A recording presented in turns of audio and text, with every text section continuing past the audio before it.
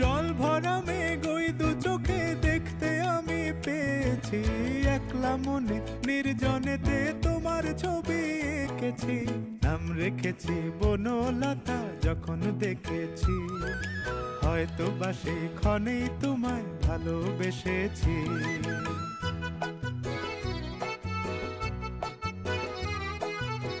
বনলতা কথা হয়ো না গো কুণ্ঠিতা, বনলতা কথা হয়ো না গো কুণ্ঠিতা।